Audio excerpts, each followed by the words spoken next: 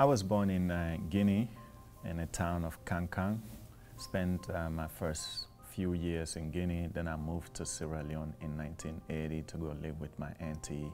It's something that happens in my ethnic group a lot. Parents just give up their kids to a sibling, sort of, and it's not because they cannot raise the kid or anything like that, and there's no adoption process. So, but if there was one, maybe I would have been adopted by my auntie. She was, one of 4 wives to her husband, so there were a lot of kids everywhere, noise everywhere, running around everywhere, fighting everywhere, and all the fun things that comes with that. During the morning time, go to school, learn English, then in the afternoon come home, eat, and then go to a madrasa, which is a Muslim school, to learn Arabic and other things relating to the religion there. And in between that will help my auntie and the other mothers we had in the compound, because their main trade was making batik. But then the war came in Sierra Leone, so we had to leave our town and move back to Guinea. I was a refugee in my home country. We didn't go to refugee camps, because we were Guineans, for all intent and purpose. So, but at the same time, we were still refugees in Guinea.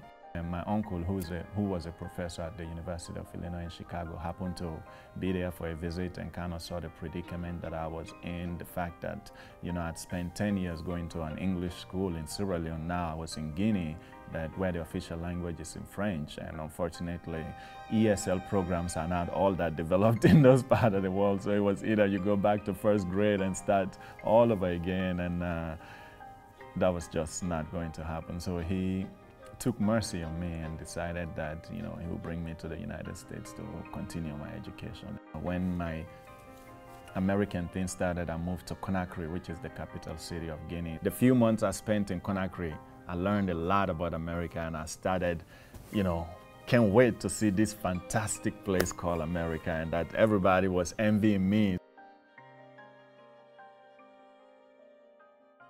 So when I landed at JFK, I was looking out the glass window. I remember there was one of the guy that was sitting by us from Brussels to New York.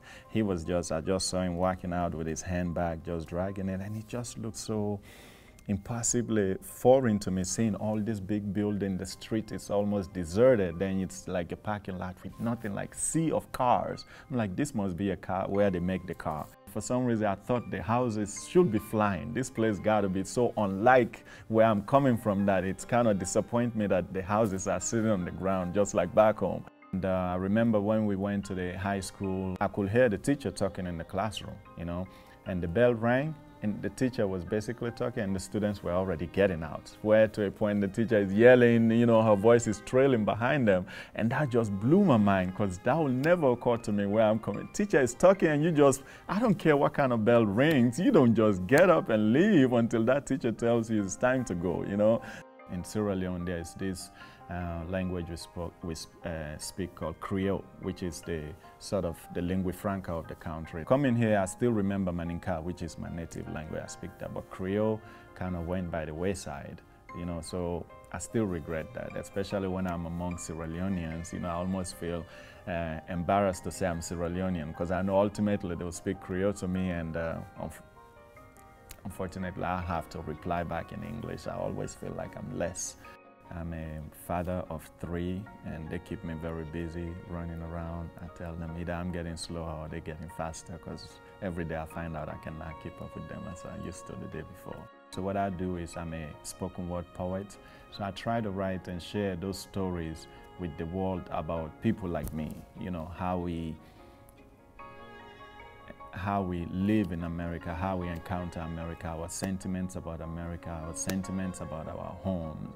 It's out of ignorance that stereotypes and hostility come about. Once people get to know each other, they'll know that we are all very much alike.